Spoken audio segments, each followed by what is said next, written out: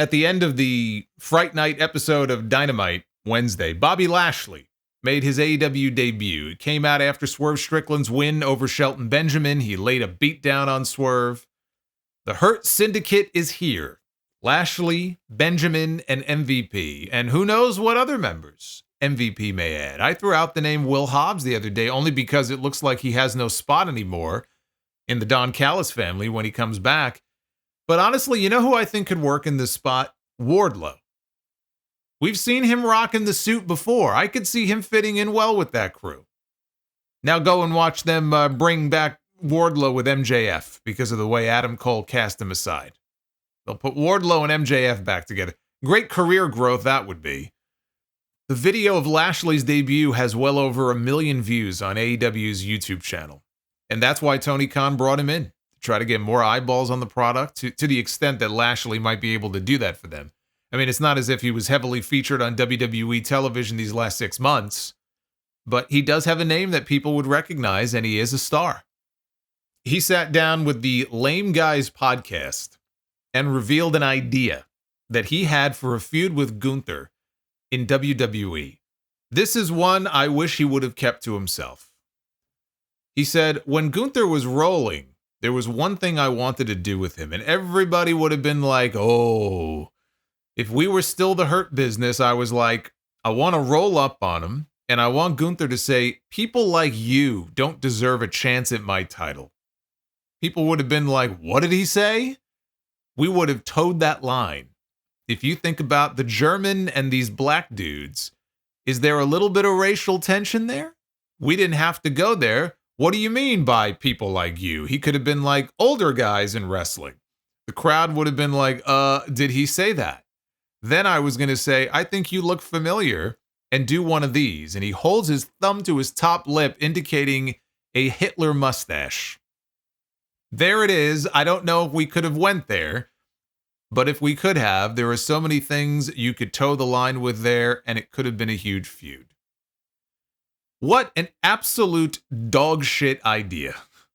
Good grief. Lashley has had some wild ones. I mean, he once told Vince McMahon he wanted to do an angle where he gets beat and he goes into a severe depression and he puts on 70 pounds of fat. And then MVP gets him to snap out of it and he works to get the weight off. Karrion Kross just told a story on Chris Van Vliet's podcast that Lashley came up to him when they were feuding and they were heading into their WrestleMania match.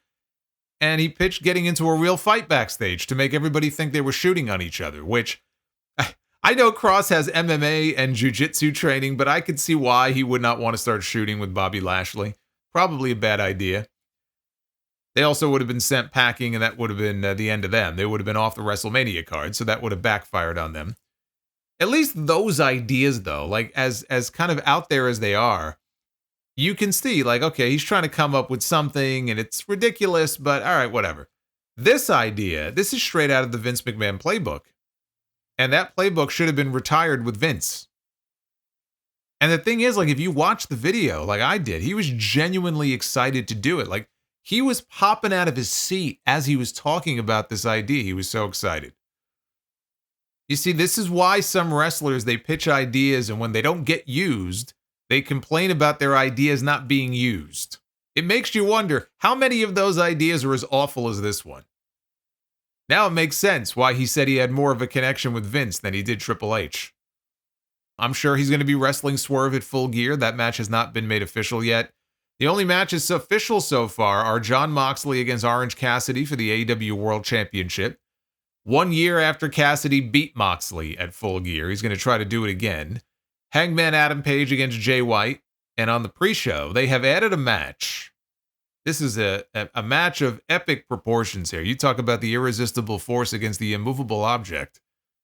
QT Marshall is going to go one-on-one with Big Boom AJ from the Costco guys. Apparently, AJ has some independent wrestling experience from 20 years ago. Now, I am not familiar with the Costco guys. I don't shop at Costco, and I don't shop at BJ's anymore either because the lines are too damn long. They're longer than an AEW pay-per-view. But I guess they're a big deal on the TikTok. He'll have his kid, Big Justice, in his corner. Then I got people telling me about this other kid that I guess they hang out with. I guess he's also a social media star. Anybody can be a social media star these days. This 7-year-old kid, he's called the Rinsler or the Rizzler. I saw a picture of him. I thought it was Hezbollah. Can we get Hezbollah on the show?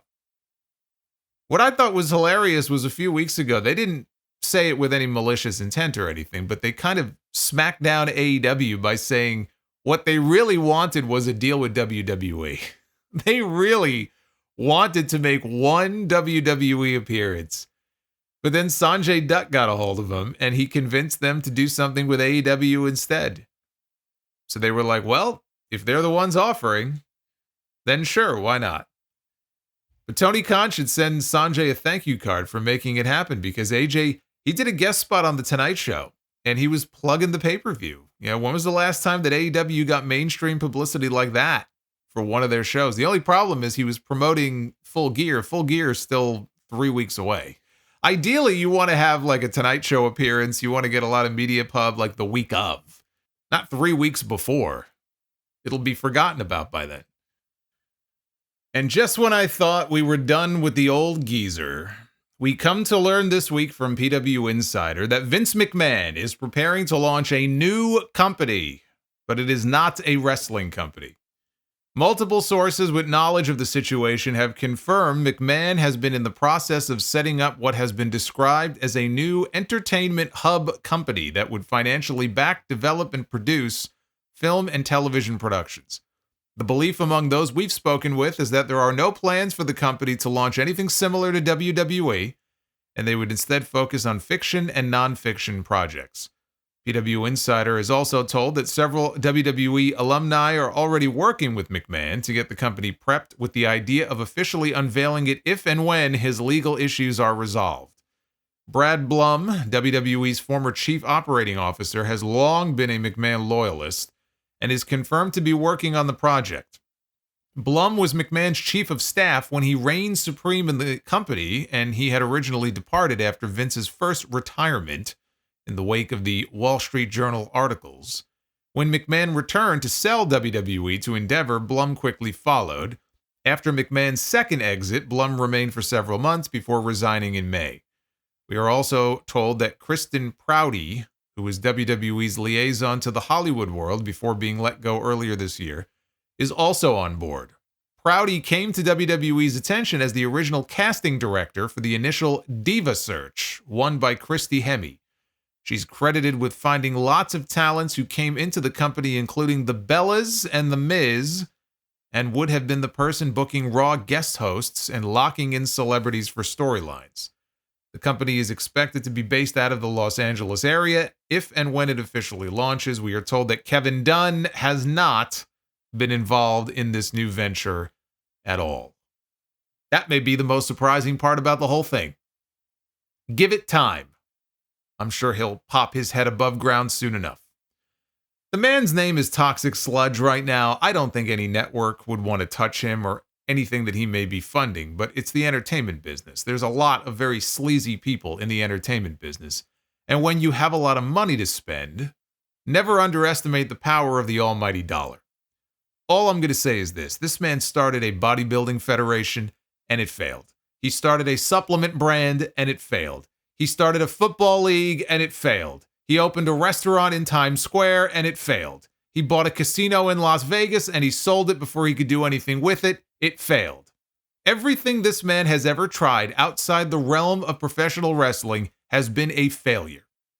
So unless he is just the money man and other people will be running the day-to-day operations, there is no reason to expect that this is going to be any different.